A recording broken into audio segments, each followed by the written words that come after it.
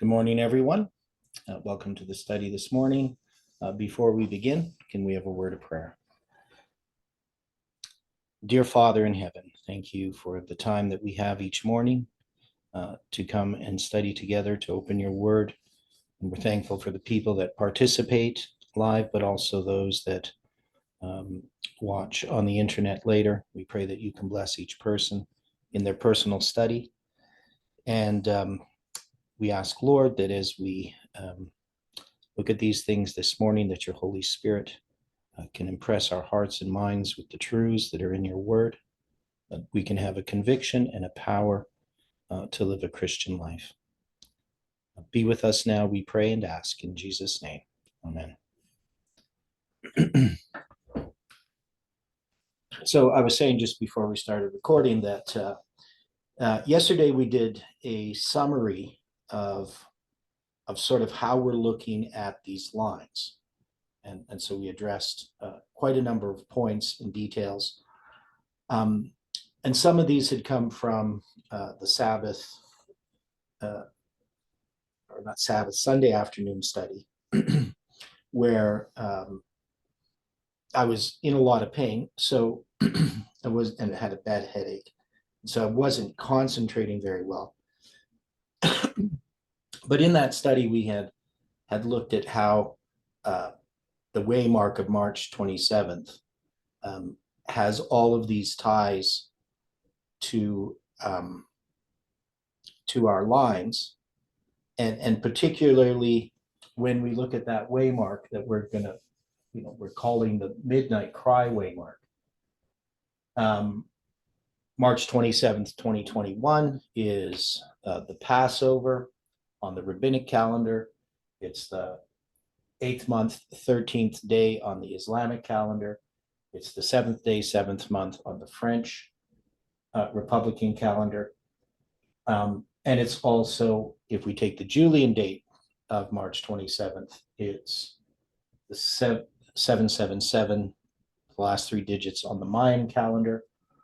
And we're saying that it's the midnight cry, and that numbers 3 and Acts 27 are really representing the first and second angel's message in a line where we zoom into March 27th, 2021. And the reason why that was important had to do with this line of Deborah and Barak that we're going to try to finish off today. Now, so we will come back to those points about March 27th. As well, then, when we're looking at the story of Judges chapter 4, we were addressing the symbolism of Jael.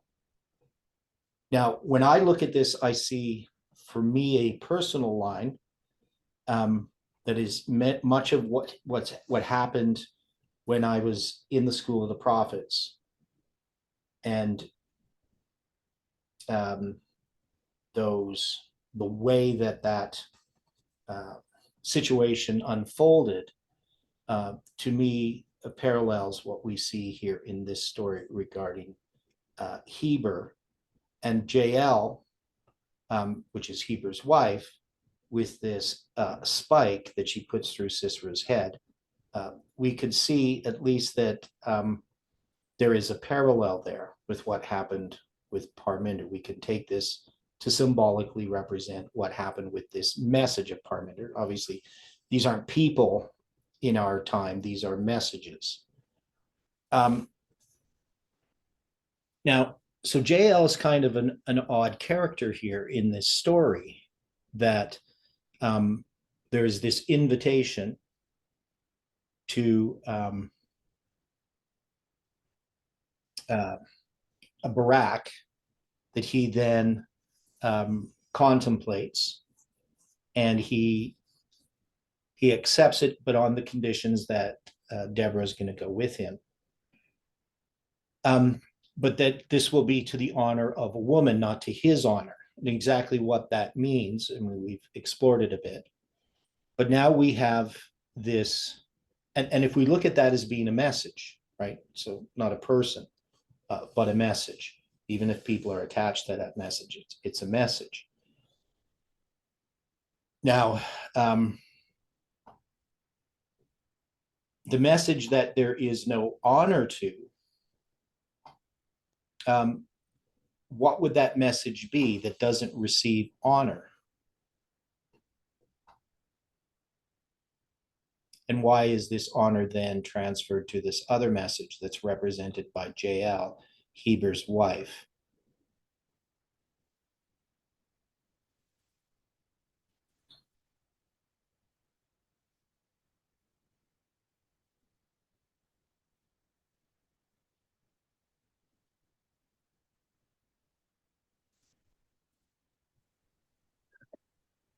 Would this be the message of July 18th? Okay, yeah. So we're saying that the message of Barak is the message of July 18th, right? That's Right. I understand it. Now it does relate to all of the chronology, but it's this chronology of July 18th specifically. That's the thing that doesn't receive honor. But some other message is going to be receiving honor. And this is this message that's represented by this spike in the hand of Jael, right? And so that message, I mean, what could it be that ends up receiving honor?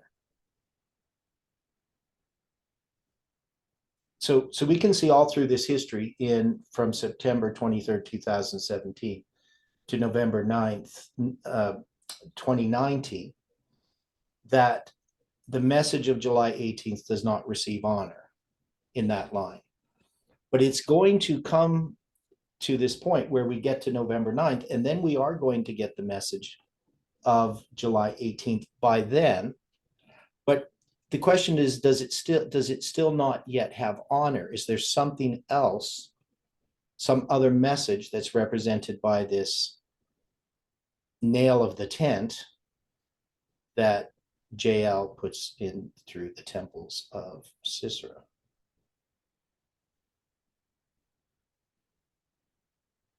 Is there something else that ends up not replacing July 18th, but that comes out of this July 18th message that actually does receive honor? But here it's going to be November 9th.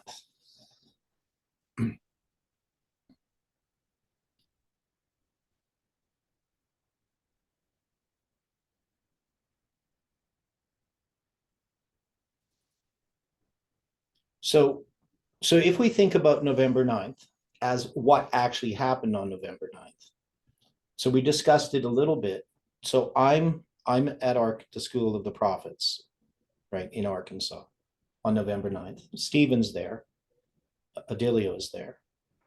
They came quite a bit before I did, and they left quite a bit after I did. I was just there briefly for really about 3 days. I was there. I got there Thursday, and I was there. Did I get there Thursday? Yeah. I was there Friday, Saturday, Sunday, and then I left Monday. And yeah, so, but I was there on November 9th. And what I ended up presenting was not really July 18th. I was presenting the 273. Now, so I'm going to look at that, what I presented on November 9th. So I'm going to get my diagrams up here.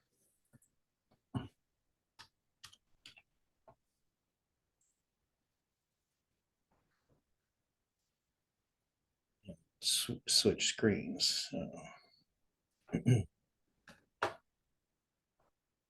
Might have to draw some of this out. Now this is so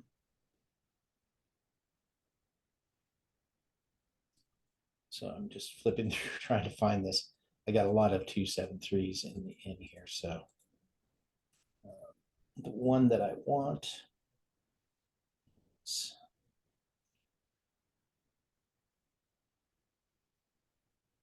is this one here. Okay, so this may not be, there's lots happening in these drawings. So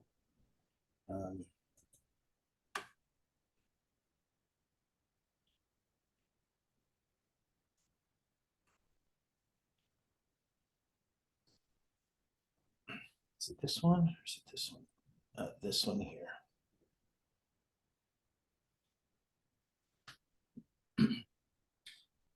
So there's going to be more, and I'm going to have to draw this out. Now, what I have here is a date, October 11th, 2019. And you see these 273 days? These goes to July 10th, 2020. And then you have 273 days that go to this March 27th, 2021 date on the Julian calendar. So we know that there's 252 days from July 18th to March 27th, 2021. And from July 10th to July 18th is 8 days. And then you got over here on this side, you're going to have 13 days, and 8 plus 13 is 21. And so if you add 21 to 252, you get 273. Now, does anybody know why these two periods of 273 days are here? What that resulted from? Why? Because I don't have the reason why they're there. Anybody remember that? Because I think this is pretty obscure. You know, Stephen might remember.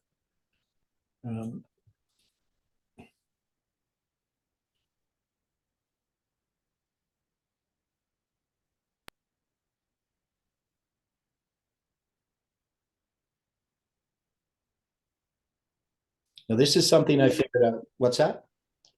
The October 11th, 273 from there Yeah, to July 10. yeah.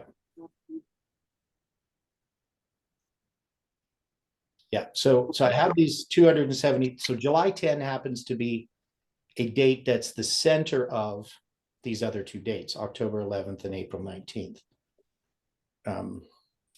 October 11th, 2019 and April 9th. On the Julian calendar, it's March 27th. And that date is in 2021. So July 10th is just the center of that. Now, July 10th as a symbol is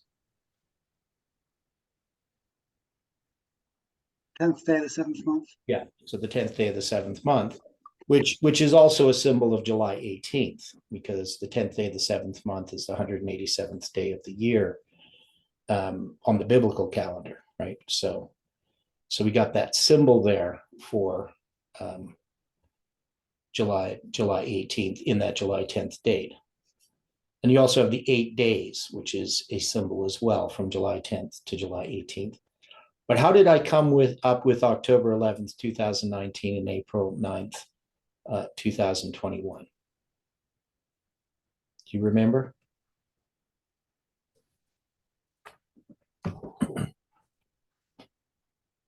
So I don't think anybody remembers. If Stephen doesn't. It's a bit vague. Okay, right. So this is going to be the result of this. So what happened is I made a prediction about October 10th. And I'm not going to go into that study, but based upon the dark day, in using a structure that came from that, I came up with the date, October 10th, 2019. I didn't have any event for it, but on October 10th, I was doing a study regarding the Mayan calendar. And I came to, because I'd come to understand that there was this failed prediction, and I'd written to Jeff on April 26th, 2019, that July 18th was in a line of failed predictions. And that included an understanding of the Mayan calendar, right? So I know this is a rather involved study, and I don't want to go through all the details of it, but the very simple thing that I did is I took what we understood about Revelation 9. So remember, with Revelation 9, that's how one of the arguments that we had for July 18th. At least for the July 18th Gregorian, it was the basis for that date. Ezekiel was the basis for the July 18th Julian date. And what you see here is from July 27th, 1449, on the biblical calendar, it's the 26th day of the fourth month, and it's 391 years to July 27th, 1840, from which Josiah Litch is going to count the 15 days to get to August 11th, right? So we should all know about that. Now, one of the things that I came to understand is that 391 years is 12 periods of 11,900 days. Well, real technically, 11,900 days and 1,190 minutes. That gives me the period of 391 solar years, or more particularly, if we use Islamic years, which are based upon a lunar calendar, 403 Islamic years. So the number of days is still the same, but with the Islamic calendar, we can clearly see the span of time based in months. So if we look at how long a month is, and then we put 12 of those months in a year, and then you get 403 Islamic years, that will be a period of time that is exactly within seconds, 11,900 days and 1,190 minutes. So that's a very, very precise measurement. So that it alone is a study in and of itself. Now, the other thing is, looking at the Mayan calendar, we have a thing called a Baktun. Now, Baktun is a period of 144,000 days. 144,000 days is 394.2583 years. And that is, it happens to be a period of time that is longer than this period of 391 years. And it's a period of time that is 1,190 days longer. So again, we have this symbol of 11,900, right? Now 11,900 or 1190 or 11,9, we know that's all about September 11th or November 9th as a symbol. And that is the period of time, 11,900 days is the period of time where we go through on the Gregorian calendar 32 years and 7 months, but the Islamic calendar goes through 33 years and 7 months. That means the cycle from Ramadan coming around again to the same date on the Gregorian calendar happens every 11,900 days, right? So this idea of the Islamic calendar, that it has this symbol of 11,9 in it, and that we can take this symbol of 11,9 and 12 times, 12 periods of 11,9, which are each of those are 391 months. So obviously 391 months times 12 is 391 Gregorian years. And the Islamic calendar also has the same number of days in what they have as 33 years and 7 months, which is 403 months, right? So if you take 403 months by 12, you get 403 Islamic years. So we have this symbol here. Now, what I did on October 10th, the day before October 11th, is I did a calculation. And the simple calculation is maybe not that simple. But what I was doing was taking this idea of a 0.5 as, or the symbol of the 5, the 1/5. And I have the calculation up here on the chart, but I'm going to show it here. Just think it's down here. So I'm going to read this. This might help people. it says 11,900 days plus, so this is just going back over what I said, plus 1,190 minutes times 11.9 plus 1,190 days equals 142,809 days, 20 hours, 1 minute, or 403 Islamic years of 354.3668 days, which is approximately 391 solar years, which is 391 solar years is 142,809 days, 16 hours and 42 minutes and 6 seconds. So if we go between the Islamic span that we have there of that period of time of 391 years, we can see that it differs slightly, right? And then that's about 4 hours in 391 years. And 391 years of 4,836 synodic months. So that's the number of lunar months in 391 years, with a month of 29.530,587 days is 142,809 days, 22 hours and 3 minutes. So you can see I've 3 different ways in which I'm counting that period of time. One's solar years, one is using this symbol of 11.9. So I'm taking this and multiplying it by 11.9 and adding 1,190 days. So 11.9. So this is different than just multiplying it by 12. So I know I probably threw everybody off with this.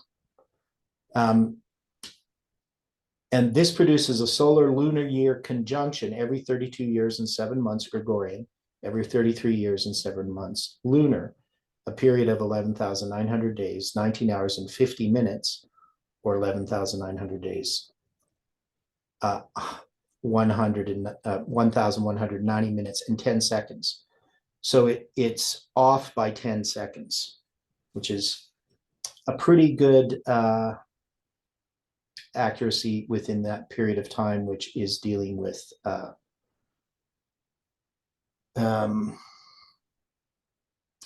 that's a period of 32 years and 7 months, that it's 10 seconds off.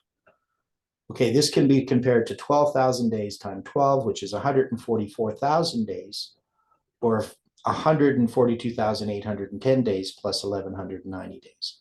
So if I deal with this back tune of 144,000 days, and I count that from the Islamic calendar, it will bring me to this Mayan date. So if you look here, the Mayan date is 11/11/871. That's the date in which the 391 years and 15 days begins. But if I take 144,000 days, that's just going to move it to 12/11/871. That's one back tune from the 11th to the 12th. So it's 144,000 days. And that brings me to October 30th, 1843. Now, October 30th, 1843 is, I don't know of any particular significance of that date, other than that it contains the same Mayan date, 144,000 days later. But the significance there is that is 1,190 days past Josiah Litch's prediction, right? So it has that characteristic. And then what I did, so I know this one's a little weird, but I took this period of 142,810 days and I divided it by 12. So that's going to give me 11,900 days. And then I took, I multiplied it by 5, and then I added 1/10 of that. And so you can see what I'm saying is that here I have 11,900 days, and this period of time is 1,190 days, so it's 1/10. So I'm going to take this period and multiply it by 5, so that's going to be a 0.5, so to speak. And I'm going to do the same thing with this other period of 1190 days and then add them together. So when I do that, I get a span of time that brings me to October 11th, 2019. And that's 65,454 days. So it may seem rather obscure. Let me just zoom in here. There's the calculation. But it brought me to this date here.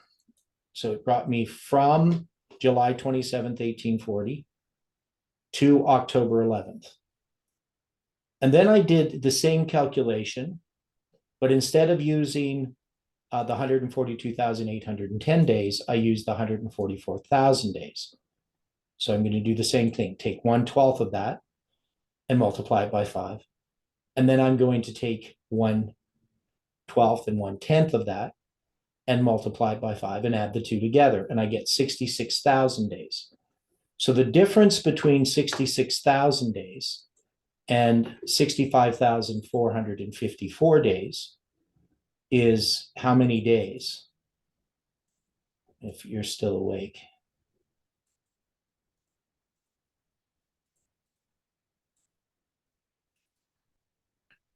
So it'd be just a difference of 546 days. And 546 divided by 2 is 273, right? So when I look at this chart here, this diagram, you can see that if I did this calculation, it brings me to the April 9th, 2021, which is March 27th, 2021. So the 273 shows up in marking March 27th, 2021. It gives me this October 11th date, which doesn't mean anything in particular other than that I had predicted an October 10th, 2019 date. And upon that date, I figured this calculation, which led me to the next day. And the difference, of course, here you can see there's the 8 days between July 10th and July 18th. And this is the Julian date of March 27th, which is the Gregorian date of April 19th. And so this is what I presented on November 9th. So I presented this symbol of this 273. We're now tied to this structure. The structure that comes from the Mayan calendar and Revelation chapter 9. So now that we've done that, what does this mean? What could this possibly mean in connection with understanding this line down here of Deborah and Barak?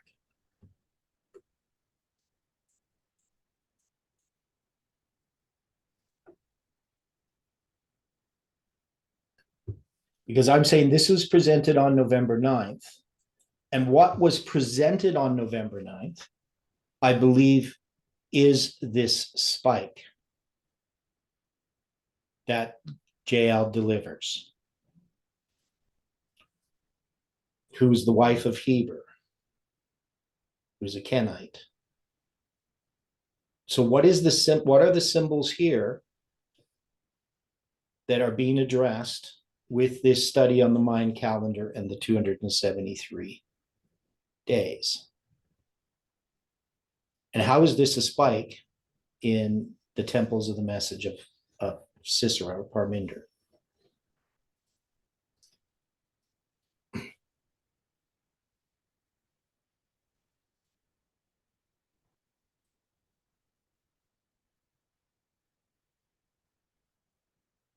And this is the message that then has honor.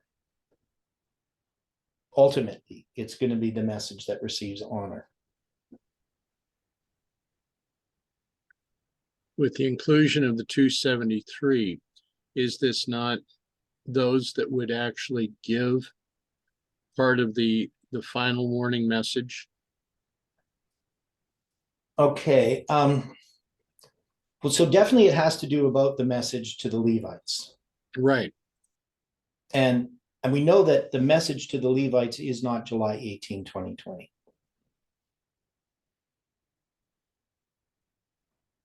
But it's something that wakens the Levites. It allows them to understand that they need to pay attention. Right. So there is, because what's happened since July 18th has been an unfolding of light that even this movement has not appreciated. That is, we haven't appreciated what it is we're being given. And always when there is a message, it's first given to God's people, but it's not understood. Right? We see that in the messages given to Daniel. Does he understand those messages when they're given to him?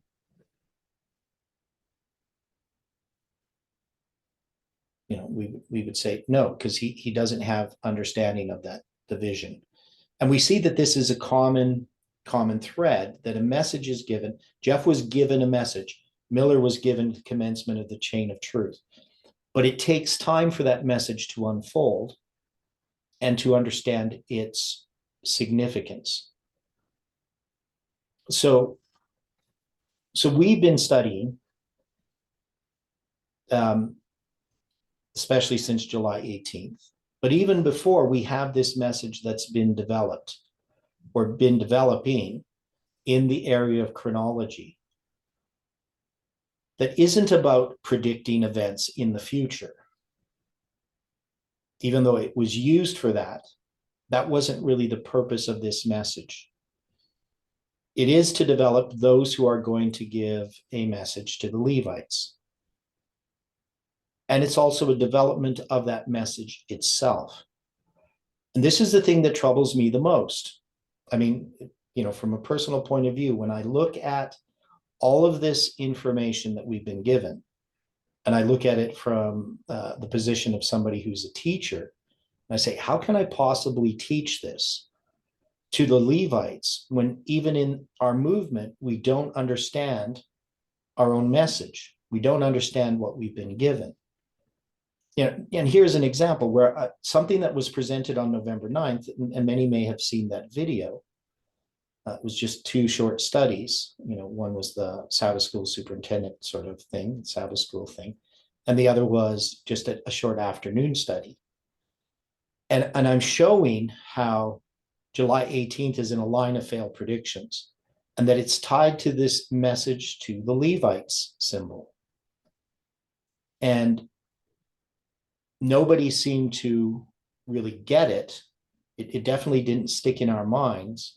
And when, you know, we have, and I sent it to Jeff on, what was I saying here? So November 9th, 2019. I said I sent it to Jeff April 26, 2019, but it's going to be April 26, 2020. I send to Jeff about the failed predictions themselves. So here at this time, I'm just studying the Mayan calendar and putting it into place, right? That it is connected to, and I already knew it was connected way back in November of 2018, but I'm developing this.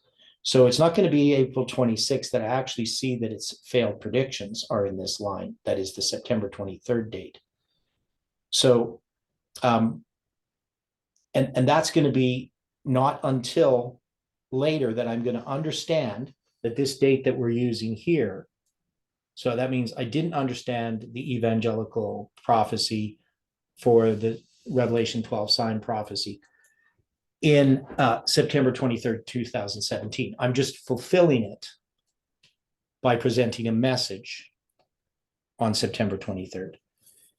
And then when I present the 273 on November 9th, I don't yet understand the line of failed predictions. So that's going to be in April of 2020. So it's going to be still, 5 months away or whatever, 6 months away, that I'm going to come to understand that. But we still don't understand what our message to the Levites is. And we don't fully understand this March 27th, 2019 symbol. Now here in this line, it's a formalization of a message. And that is, if we are to understand this message that was given on October 13th that points to 9/11, we know that this is pointing to 9/11, right? So October 13th is pointing to 9/11 as a symbol. We believed that it was like the movement, that it was a close of probation of some type, and it was. Parminder and Test presented that it was about Russia and the United States, King of the North and the King of the South, and that was wrong. And Jeff understood it was wrong prior to November 9th. So he's going to say that their predictions going to fail. All their predictions are going to fail regarding November 9th, and every single one failed. Except maybe perhaps the idea of a closed door. But even then, how they saw that was they were going to then be perfect.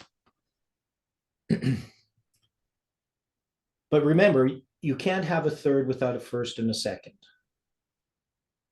And if we're going to understand this correctly, are we under the proclamation of this third message that arrived on November 9th, 2019?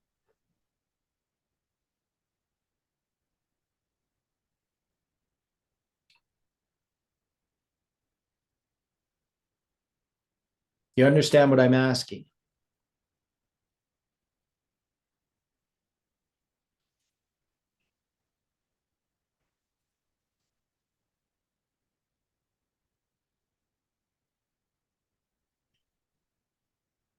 Does anybody know what I'm asking?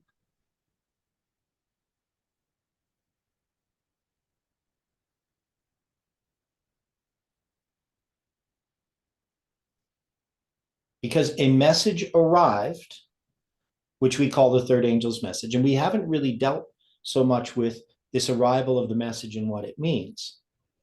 But in every line, we have an arrival of a message, and then we have a formalization of the message, and then we have an empowerment of the message, right? And then another message arrives, right? Every time after we've had an empowerment, it's going to lead to the arrival of some message.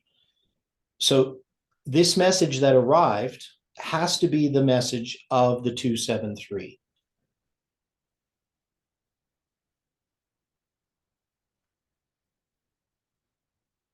And are we still under the proclamation of that message that arrived on November 9th, 2019?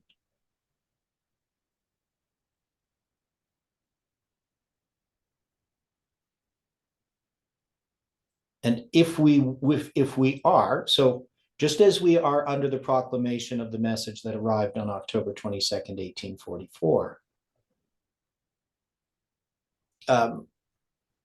we have this proclamation of the message, but things happen before that message is joined by the second angel, right? That's the angel of Revelation 18. So can we make the same type of application for this line particularly, even though this is, remember, a zoom into a waymark on a bigger line? But when it comes to this line of Deborah and Barak, right? So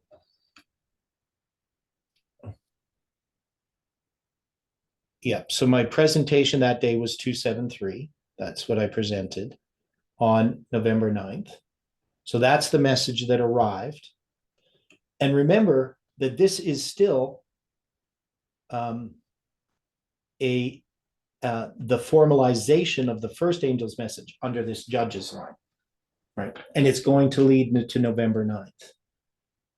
But November 9th is also going to be the arrival of a third message, right? So this message of Deborah and Barak spans from September 23rd, 2017 to November 9th, to this message, which is the line of Gideon. And so when we have these lines, and we have these waymarks, and we zoom into a waymark, the question that I'm asking is, a message that arrives, does it continue until all of these messages, all of these lines are completed. That is, we have an arrival of a message. And is it just going to end here with the line of Gideon? Or does it still continue? Because the message arrives here. Does that message then continue? And what I'm trying to say is, does this message of the 273, does it actually continue and have a point in which it is then empowered?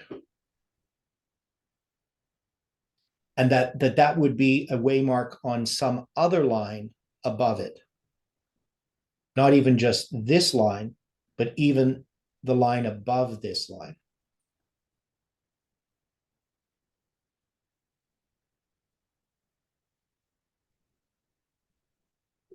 Does that make sense to anyone?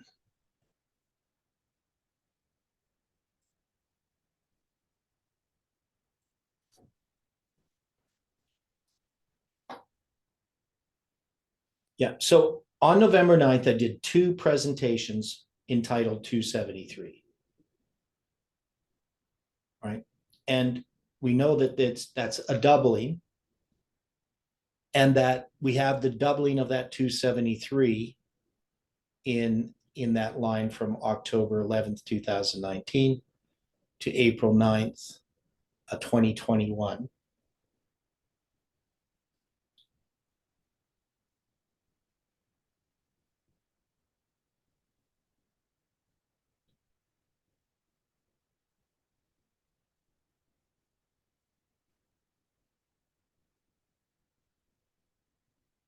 And remember that this November 9th is also followed by 63 days. That is followed by 63 weeks that lead to March 27th, 2021. So if we're going to deal with JL and the spike, what does JL, the wife of Heber, who's a Kenite, and this spike represent more specifically? I mean, it relates to a message to the Levites. Is anybody following what I'm doing?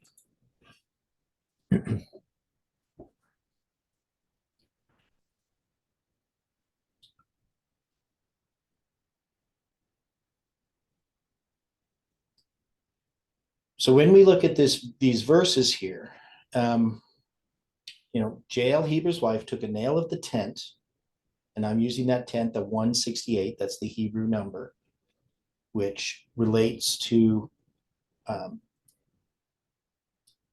a calculation having to do with my tent, my home growing up, and took an hammer in her hand and went softly unto him and smote the nail in his temples and fastened it into the ground, for he was asleep and weary, so he died. And behold, as Barak pursued Sisera, right? So the message of Barak is the message of July 18th that is conquering the message of Parminder. And is that happening on November 9th as well? Is July 18th part of that discussion when we get to November 9th? Are we looking forward to July 18th?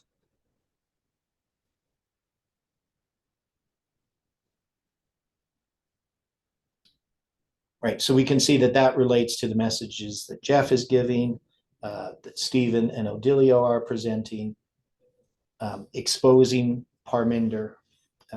That's all been happening in that history. Now, Jael came out to meet him, that is Barak. So this other message, the message of the 273, comes out to meet the message of July 18th. Can we say that characterizes what happened on November 9th? I would believe so. Okay. And said unto him, come, I will show thee the man whom thou seekest, right? And when he came into her tent, behold, Sisera lay dead, and the nail was in his temples. And this is how I picture what happened on November 9th. And so God subdued on that day Jabin, the king of Canaan, before the children of Israel. So the particular darkness that they've been under has been subdued with this death of Sisera.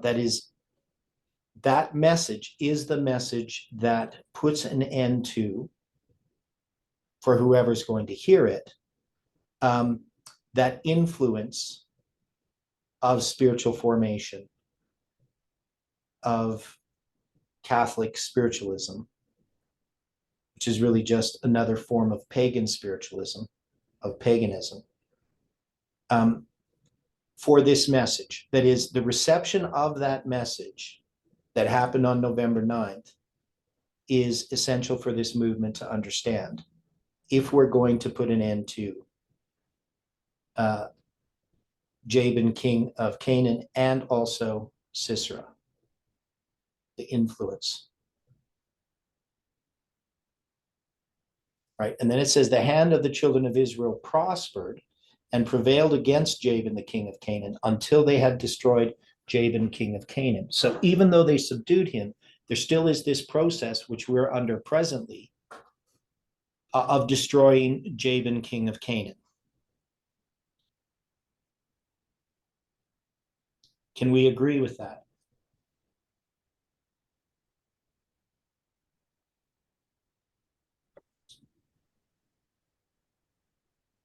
In the situation that we're looking at it, I would say yes. Now, let's also recall that there was Jabin, king of Hazor, during the time of Joshua. Yeah. And dealing with Jabin, with Sisera this time, we're dealing with a second Jabin. Yeah. Right? Yeah. So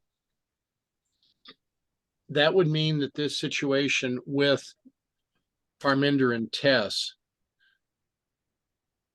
is a second occurrence of issues that had been raised up, say, during the time of the Millerites, and has to again be dealt with within our time. Okay. Yeah. And, if we were going to take, so I'm just going to look back here what we have. So we've been dealing with the judges for a long time. The line of Gideon. Got to go back to these other lines that we had. Here, I'm just going to share the screen, even though I haven't found it yet. Okay.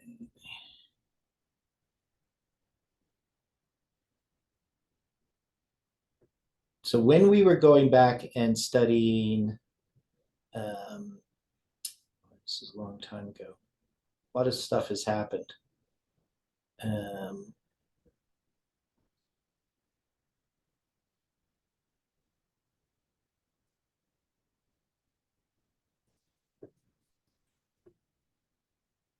Okay, so here we're going to deal with this history. Now, so we got Egypt to the promised land. So that's going to be in the story of Joshua. And where would Jabin be in this line?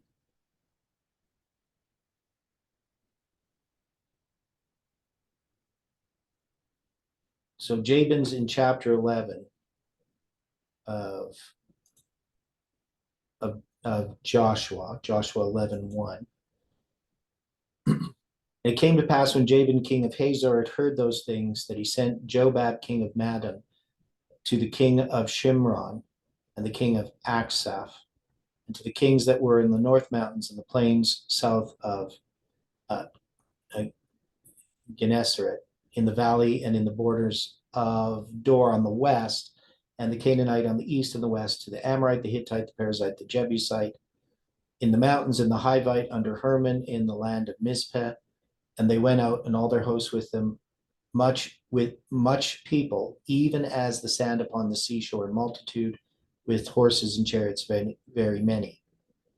And when these kings were met together, they came and pitched together in the waters of Merom to fight against Israel. And the Lord said to Joshua, be not afraid because of them, for tomorrow about this time I will deliver them all up slain before Israel.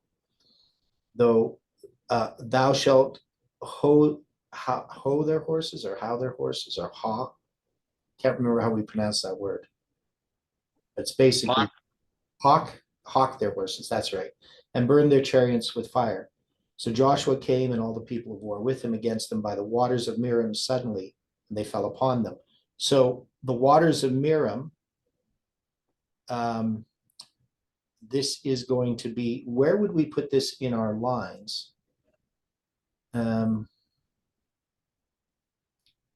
In any of these lines, I'm trying to think if we had this as a waymark even. I don't think we did it as a waymark. I don't think we did, right?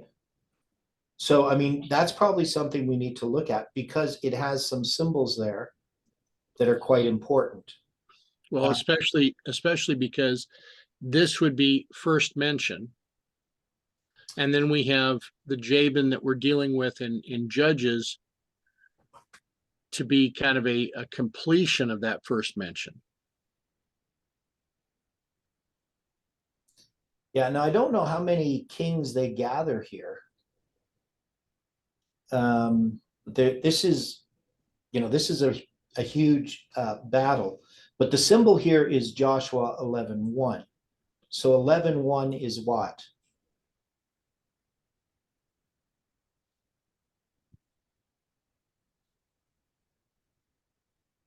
Well, would you be looking at this as the 11th day of the first month? Yeah. So it's the 11th day of the first month. Now we have that in two different ways in our lines. We have it January 11th, 2020, that Jeff marks as the end of that 126 days beginning on September 7th, 2019. But we also have it in our line in 2023, right?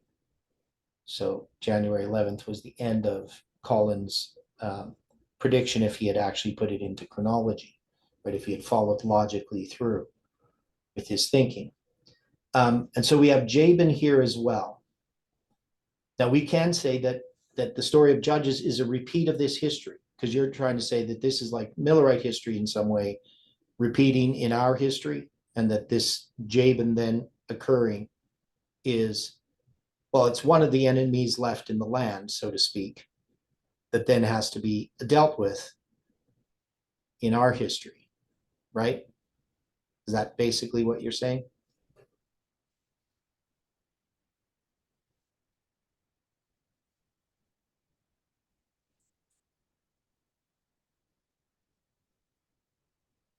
Dwight? Can't hear you.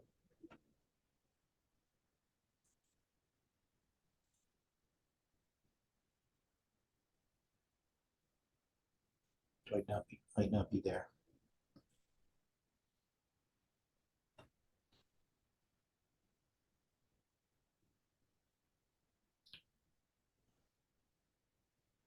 Okay. So we got this January 11th date. And it's repeated in our history.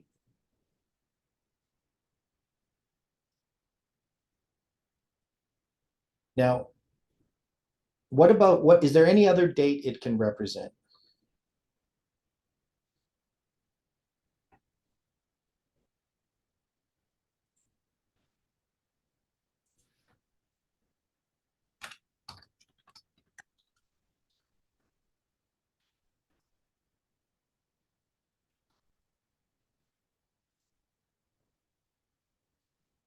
Okay.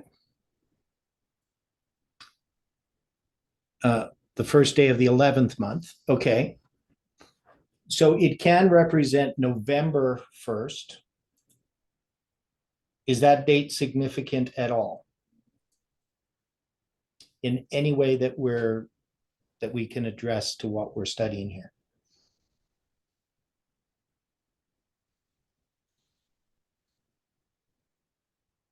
Okay, when did the Ottoman Empire fall?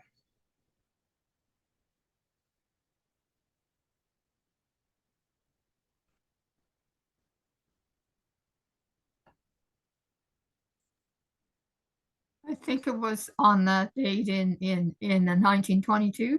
Right. Am I So correct? November 1st, 1922. Good memory. So that Huh, not at all. and that date on the biblical calendar is the 11th day of the 8th month. Right? That is, it's the 11th of Heshvan, right? So now remember, we had 1840, the 11th day of the 8th month, August 11th, for the fall of the Ottoman Empire. And that is the correct biblical date for that prophecy to be fulfilled. But actually, the Sultanate, the Ottoman Sultanate, does not cease until November 1st, 1922. But it is also on the 11th day of the 8th month on the biblical calendar. So I think that's an important symbol there as well. So does the 11th day of the first month and the first day of the 11th month have then a connection to Islam and to our lines in the context of tying together Islam, the first day of the 11th month here in 1922, with our lines addressing January 11th? Or is this just an insignificant coincidence that doesn't mean anything? Or can we take this story here of having something to do with this message about July 18th in this story of Jabin and also the other story of Jabin?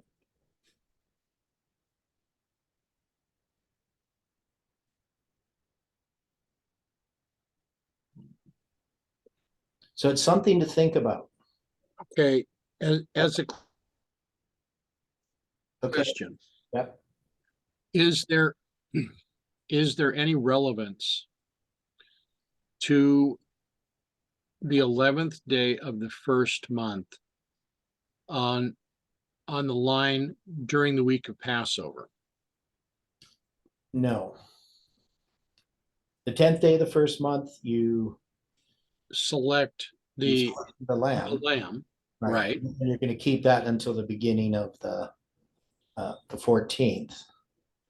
But wasn't the 11th day of the first month the day where Christ cleansed the temple a second time? Okay, so he's going to go into the temple on the 9th at sunset, so beginning the 10th, right? So after they have the Palm Sunday thing, right? Then he goes into the temple. The sun sets, Ellen White says he goes into the temple. And that to me would be where the lamb is being chosen, right? Now what's that? Wasn't he with Peter and other of the disciples on the 10th in the temple? Yeah, so the next day, so he's there in the evening, and then they come the next day. They're staying at Bethany, right? So it's Right. not far of a walk. And so then it comes the next day, which is still the 10th. And so I'm trying to remember all the details. We did a study on this back when I was there at the School of the Prophets in 2018. So I don't have the answer to your question exactly of how those how exactly the chronology of that Passion Week went, because there was lots of difference of opinions on how it unfolded. If I go to, I know I have a document on it, see if I can quickly find it. I think on the 11th day of the first month is when the fig tree is found to be cursed. Okay. And then Jesus goes into the temple and he exposes the Pharisees as hypocrites and to instructs the people not to trust him.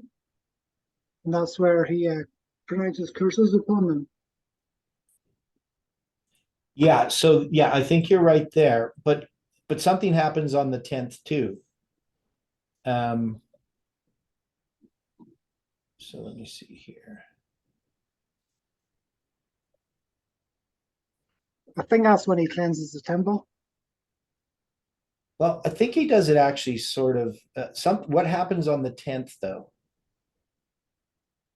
I believe he's there in the temple with disciples. They're observing all that's going on. I agree with Stephen. I believe they returned to Bethany. He was unable to find any fruit on the fig tree and curses it because the situation on the cleansing of the temple took place during the daylight hours, not during the evening hours. Yeah, so on the Sunday, he would have the triumphal entry. Right? And then on the Monday, he then cleanses the temple. He goes to the curse tree, the fig tree, and curses it. Yeah, that's on the 10th. Yes, and then on the 11th, which is a Tuesday, they pass the fig tree, and Peter finds that it's withered. Yeah. And then he goes out to the temple and pronounces curses to the Pharisees. Yeah, I think that's correct. And then Aran has posted in the chat Deuteronomy 1 verse 3. Came to pass in the 40th year on the 11th month on the first day of the month that Moses spake to the children of Israel. Yeah, so that's going to be the pronouncement of the book of Deuteronomy is going to be given on that date. Right. Yeah. But that's a repeat largely of many of the instructions that were given in Leviticus, right? While Deuteronomy 28 is specifically going to be Leviticus 26. But yes, I mean, Deuteronomy is just a repetition of their entire history. Right. So Right. it means a second time, right? They're just repeating that. But yeah, so I have these two papers. So Stephen is correct. I'd worked out the chronology of the Passion Week. And so I have it in one of the papers. So I have all the dates there. It's called The Chronology of Christ's Final Week, a paper that I did. I haven't published it. So it's going to be on the Tuesday that he utters the curses against the priests or against the Pharisees and the scribes and the Sadducees and all that. So yeah, so it's on the 10th that he cleanses the temple. So, but can we take this Deuteronomy 1 and tie this together, the 11:1 and the 1:11 or whatever, however you want to look at it? Because we know in Deuteronomy, the main thing that we have there is the blessings and the curses. Now, the thing interesting about Deuteronomy is he gives the instructions for what's going to happen later after they cross the Jordan, right?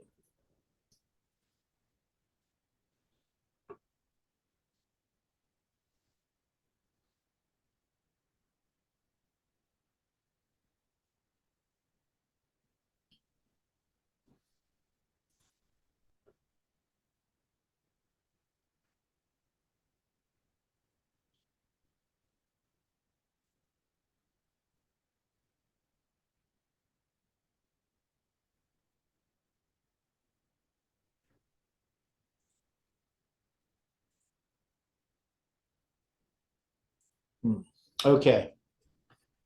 So we got a lot of threads here that we're trying to tie together.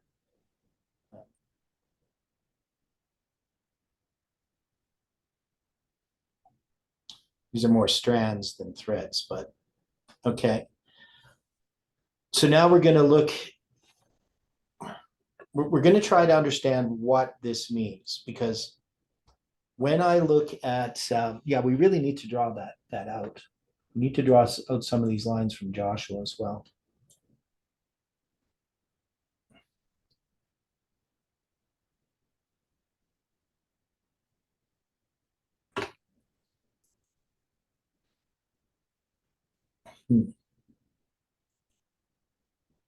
So if Jabin is subdued on November 9th, 2019,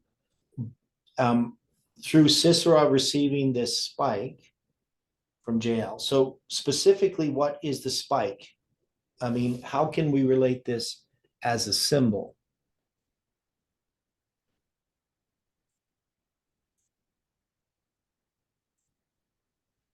Is there something about a spike that becomes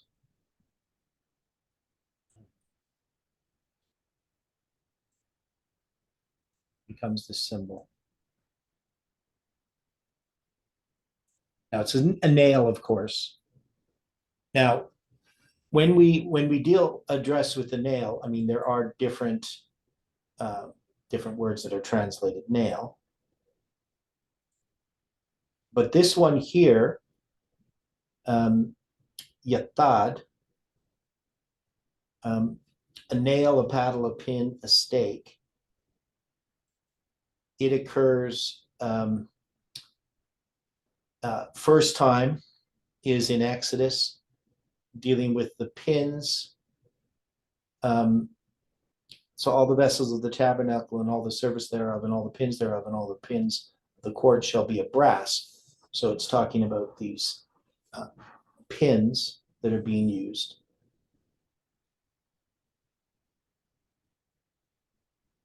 It's in Numbers 3, which is interesting. Because after we have this issue with the Levites, it's going to mention those that have responsibilities, and one is they're responsible for the pins. And we know this is the pin of a tent that is in the story of Jael, but it's called the nail of the tent.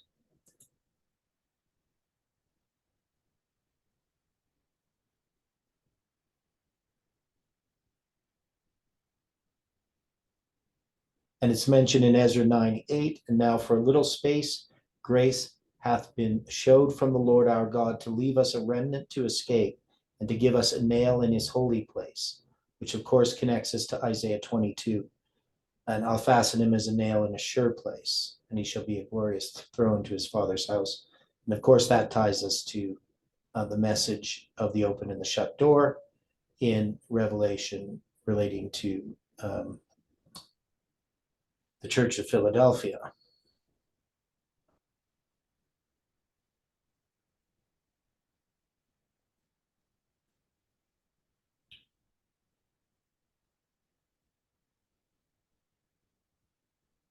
So what is this nail then?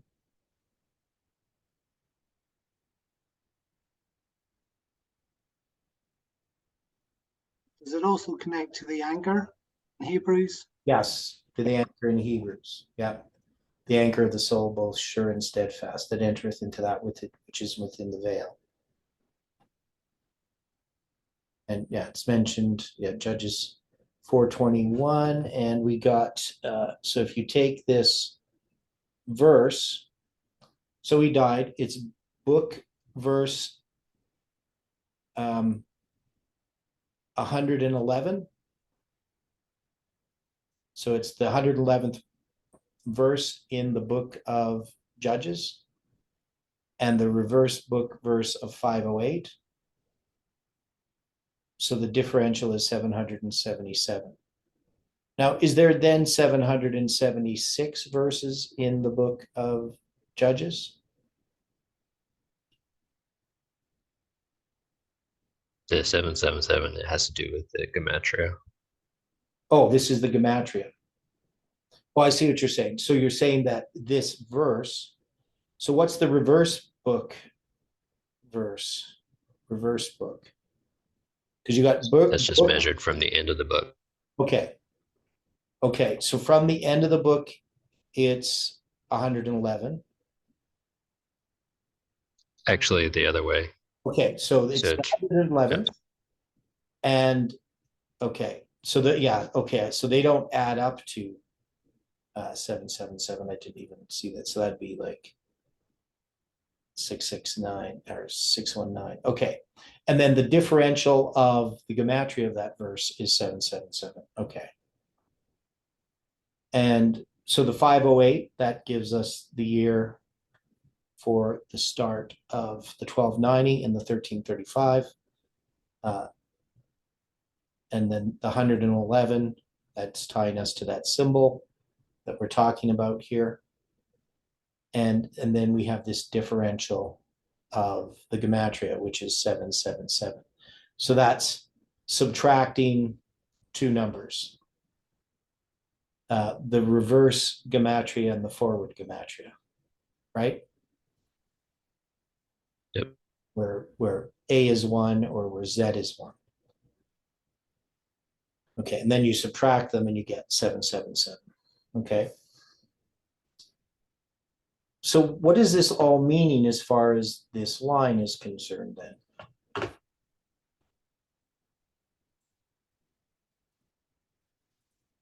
So this spike, this nail in a sure place, what specific part of the message would it represent?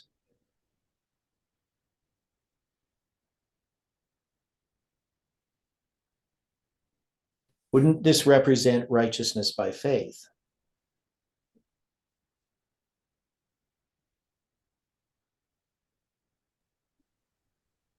I think that's a good application. Okay. Now, so one of the things that we see that Parminder was teaching was I wouldn't even call it a counterfeit righteousness by faith.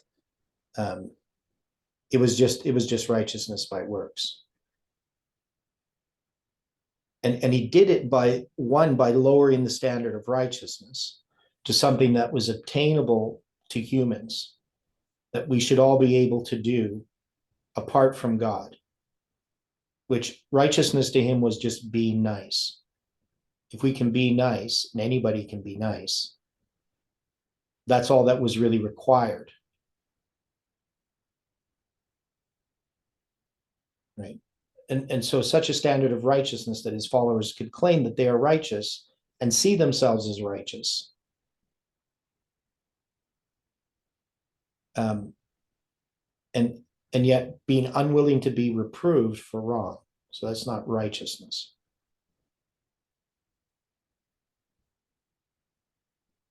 So this date of November 9th, of course, is this dividing line where we have this belief that they're going to believe that they are perfect, which is really antithetical to the whole idea of righteousness by faith. So there is a message to the Levites. And as much as, I enjoy all this chronology and dates and stuff, these are not the message. God is giving us this as a witness to this movement so that we can work together in harmony to develop our characters and to prepare ourselves to give a message to the Levites, prepare the message itself.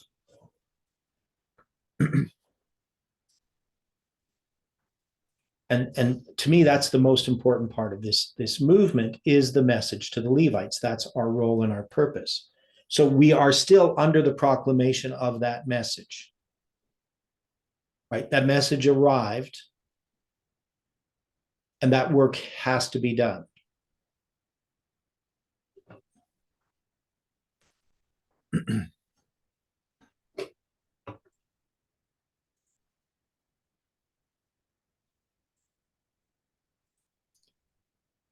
Now, just a quick look at the song of Deborah and Barak.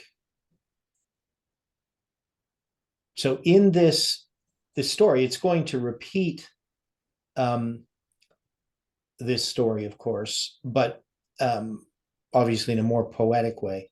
But it's also going to tie a bunch of other symbols from other places. And then sang Deborah and Barak, the son of Abinuam, on that day, saying, "Praise ye the Lord for the avenging of Israel, when the people willingly offered themselves." Hear, O ye kings, give ear, O ye princes. I, even I, will sing unto the Lord. I will sing praise to the God of Israel.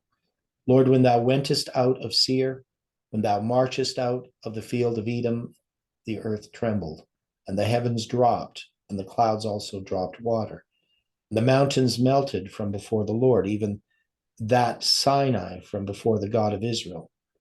So one of the things we see here in this is its imagery dealing with the giving of the Ten Commandments, right? With the outpouring of rain. In the day, and then it's going to refer in the days of Shamgar, the son of Anath, in the days of Jael, the highways were unoccupied and the travelers walked through byways. The inhabitants of the villages ceased, they ceased in Israel, until that I, Deborah, arose, and I rose a mother in Israel. They chose new gods, then was war in the gates. Was there a shield or spear seen among 40,000 in Israel? My heart is toward the governors of Israel, that offered themselves willingly among the people. Bless ye the Lord. Speak ye that ride on white asses, ye that sit in judgment and walk by the way.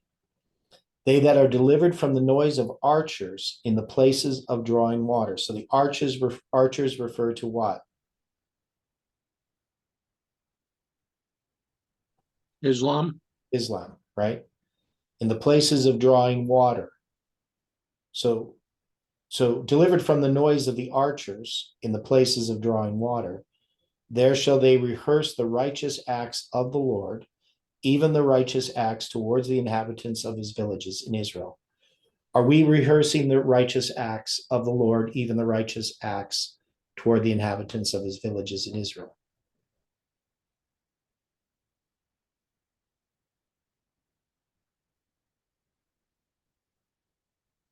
Aren't we rehearsing them? Yes.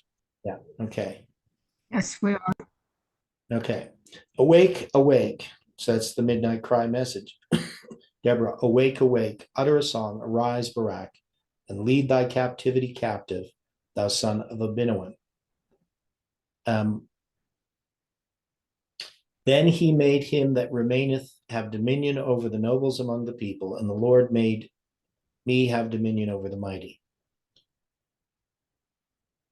Out of Ephraim was there a root of them against Amalek, after thee, Benjamin, among thy people. Out of Machir came down governors, and out of Zebulun they have handled the pen of the writer. And the princes of Issachar were with Deborah, even Issachar and also Barak. He was sent on foot into the valley. For the divisions of Reuben there were great thoughts of heart. Why abodest thou among the sheepfolds to hear the bleatings of the flocks? For the divisions of Reuben there was great searchings of heart. Gilead also beyond Jordan. And why did Dan remain in ships? Asher continued on the seashore and abode in his breaches. Zebulun and Naphtali were people that jeoparded their lives unto the death in the high places of the field. The kings came and fought. They fought the kings of Canaan in Tanakh by the waters of Megiddo. They took no gain of money. They fought from heaven. The stars in their courses fought against Sisera, which is referring to time, right? Time prophecies. So this is the chronology fighting against Parminder's message. I think that's possible. The river of Kishon swept them away, that ancient river, the river Kishon. O my soul, thou hast trodden down strength. Then were the horse hooves broken by the means of the prancings of their mighty ones. Curse ye Meroz, said the angel of the Lord. Curse ye bitterly the inhabitants thereof, because they came not to the help of the Lord, against the mighty. Blessed above women shall Jael the wife of Heber the Kenite be. Blessed shall she be above the women in the tent. He asked water, and she gave him milk. She brought forth butter in a lordly dish. She put her hand to the nail, and her right hand to the workman's hammer. And with the hammer she smote Sisera. She smote off his head when she had pierced and stricken through his temples. At her feet he bowed, he fell, he lay down. At her feet he bowed, he fell. Where he bowed, there he fell down. The mother of Sisera looked out at a window and cried through the lattice, why is his chariot so long in coming? Why tarry the wheels of his chariot?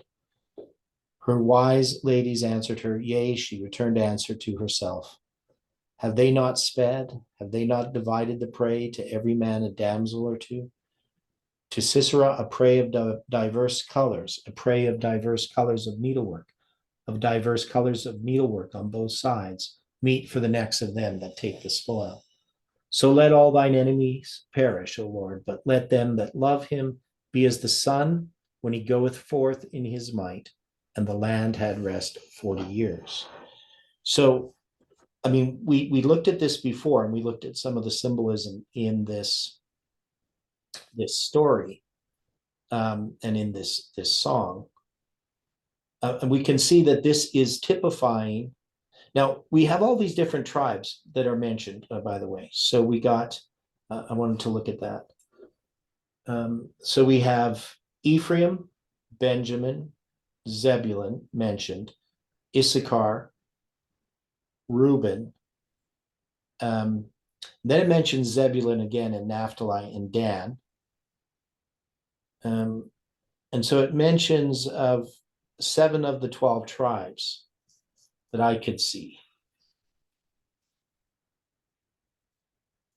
Ephraim, Benjamin, Zebulun, Issachar, Reuben, Dan, and Naphtali.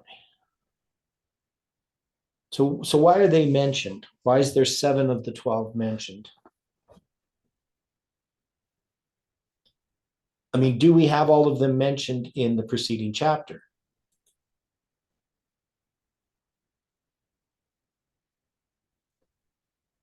Because we're going to have 4 mentioned, right? Who do we have? So we have Ephraim, Zebulun, and Naphtali. And so that's 3.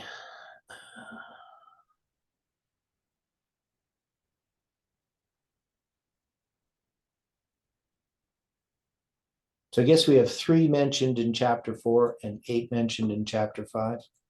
Any thoughts on that? Why they're mentioned?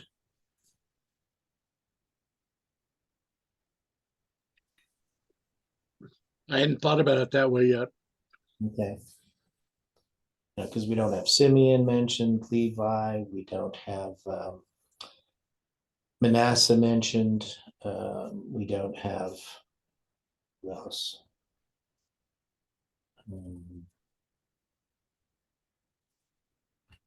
Was Asher mentioned?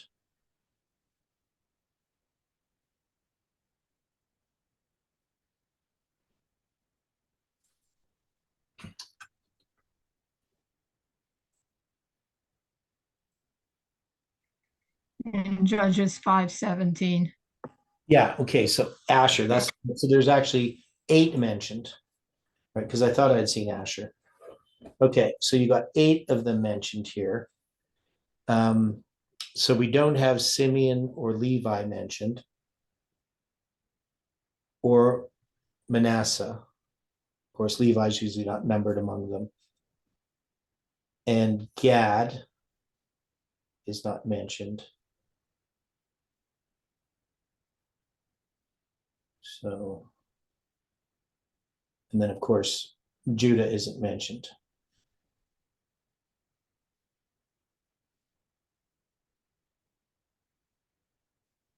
Okay. So it's something to consider here about why this story is told in this way.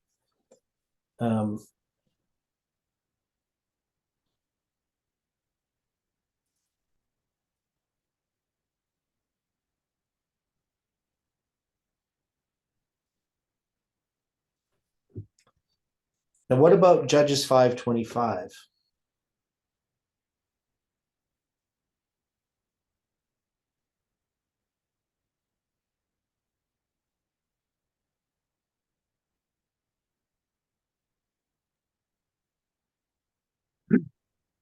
So he asks for water. So would that be symbolically the living water? And she gives him milk. So what symbol would we take from milk? Well, milk can actually refer to affliction, like butter and honey shall he eat. They eat that are remain in the land, right? So I don't know. And then you've got the symbol of the butter in a lordly dish. But how is that, translated from the Hebrew? Well, it just means a wide, glorious, large, goodly, noble, princely. And then a dish just means like a basin, a bowl, a dish. Butter being kima, curdled milk, cheese or butter. Milk itself, kalab, cheese or milk. So just a different word. They're related.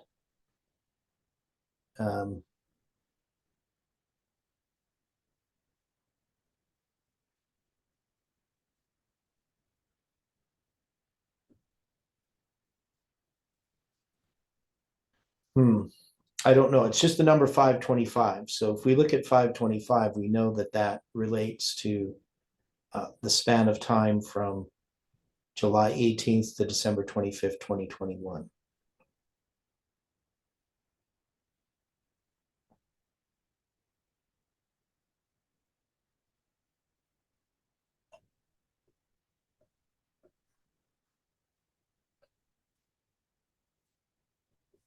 So there's some things here that we probably could look at. I don't know if that's going to change. I mean, it's not going to, nothing here that's going to change what we've said. But what about the mother of Sisera looking out the window and crying through the lattice? So who's the mother of Sisera?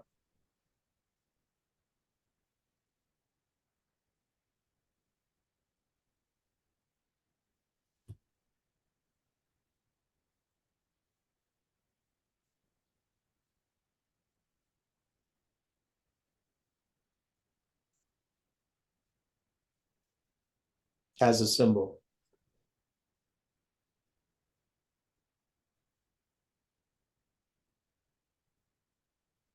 Especially a mother that's weeping, mourning here.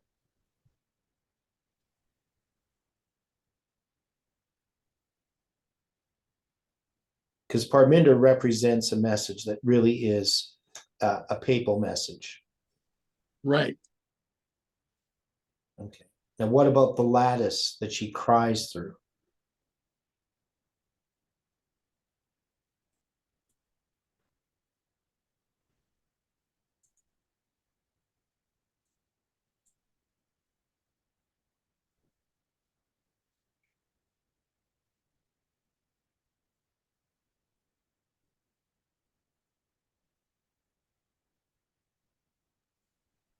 So Well, like I said before, Rome had spies and workers worldwide and has spread its influence worldwide and is the mother of harlots.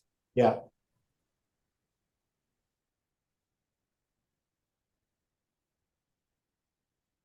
In Judges 5:28, the gematria for that verse, the differential is 327. This verse. So we have this tarrying, and we also have the wheels of his chariots, and we have this lattice.